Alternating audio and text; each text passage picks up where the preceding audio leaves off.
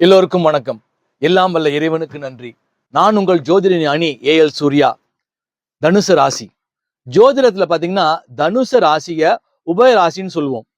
உங்களுடைய ராசிநாதனே குரு பகவான் தான். அவர் இடம் மாறுவது சிறப்பு. அவர் எப்ப மாறுறாரு?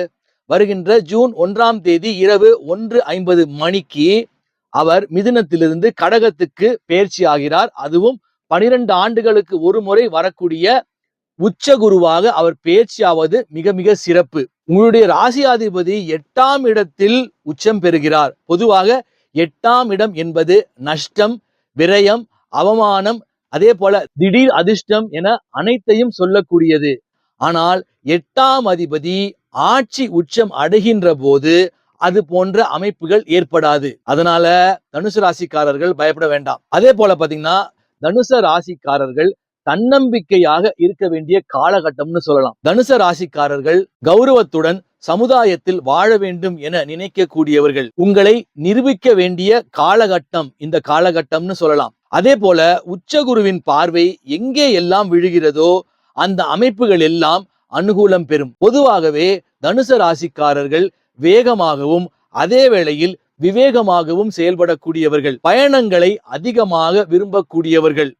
சுதந்திரமாக செயல்படக்கூடியவர்கள். தனுசு ராசிக்காரர்களுக்கு 12ஆம் இடம் என்று சொல்லப்படக்கூடிய அயன சயன போக ஸ்தானத்தில் குருவின் பார்வை விழுவதால் உங்களுடைய பிரச்சனைகள் அகன்று அனுகூலங்கள் அதிகரிக்கும். அப்ப 8ஆம் இடம் மரணத்தை கொடுப்பாரு அப்படின்னு சிலர் நினைக்கலாம். 8ஆம் இடத்தில் இருக்கக்கூடிய குரு 12ஆம் இடத்தை பார்ப்பதால் மரண தருவாயில் இருப்பவர்களுக்கு கூட அதற்கான மருத்துவத்தை கொடுத்து மரணப்படுக்கையிலிருந்து குரு பகவான் உச்ச குருவாக செயல்படுவதால் அவர்களை மரணப்படுக்கையிலிருந்து மீண்டெழச் செய்வார். 8ஆம் இடத்தில் இருக்கக்கூடிய சில தடுமாற்றங்களையும் கொடுப்பார். சில விதமான சுப செலவுகளையும் குரு பகவான் கொடுப்பார். அதே போல கடன் அமைப்புகளை ஏற்படுத்துவார். அதே வேளையில் அந்த கடனை அடைக்கக்கூடிய வல்லமையையும் உங்களுக்கு ஏற்படுத்துவார்.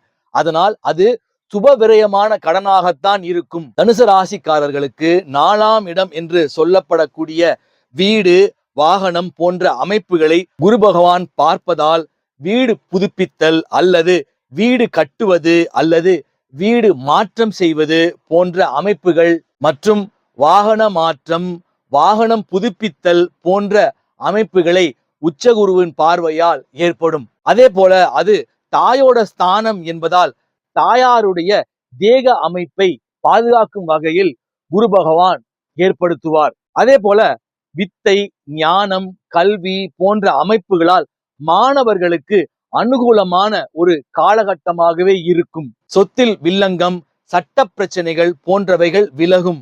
உங்கள் வீட்டில் நிலவி வந்த அமைதியின்மை விலகி அமைதியான சூழல், மங்களகரமான நிகழ்வுகள் நடைபெறும். குரு உங்களை விட்டு மறைகிறார் என்பதால் குருவை தேடி நாடி உங்கள் வாழ்க்கை சிறக்க ஓட வேண்டிய காலகட்டம் தனுசு ராசி நேயர்களே. அதனால் சித்தர்கள், மகான்கள், ஜீவசமாதி வழிபாடு போன்றவைகள் உங்கள் வாழ்வில் அனைத்து அனுகூலங்களையும் ஏற்படுத்தும். வியாழக்கிழமைகளில் குரு பகவானையும் மற்றும் தக்ஷணாமூர்த்தி தனியாக இருக்கும் தக்ஷணாமூர்த்தி உங்க வீட்டு பக்கத்துல இருக்க கோயில்கள்ல போயிட்டு முடிந்தால் அவருக்கு மஞ்சள் வஸ்திரம் சாற்றி, அதே போல கொண்டைக்கடலை மாலை 54 108 முடிந்த மட்டும் அதே மாதிரி நீங்களும் மஞ்சள் ஆடையை உடுத்தி கொண்டு வியாழக்கிழமை நீங்கள் செய்து வர உங்களுடைய வாழ்க்கையில் குரு பகவான் அனைத்து விதமான அனுகூலங்களையும் ஏற்படுத்துவார். இந்த வீடியோ பிடிச்சிருந்தா லைக் பண்ணுங்க, ஷேர் பண்ணுங்க, கமெண்ட் பண்ணுங்க. சப்ஸ்கிரைப் பண்ணாத சப்ஸ்கிரைப் பண்ணிக்கோங்க. அப்பதான் தொடர்ச்சியா போடக்கூடிய எல்லா வீடியோஸும் வரும். அடுத்த வீடியோவில் சந்திப்போம். நன்றி, வணக்கம்.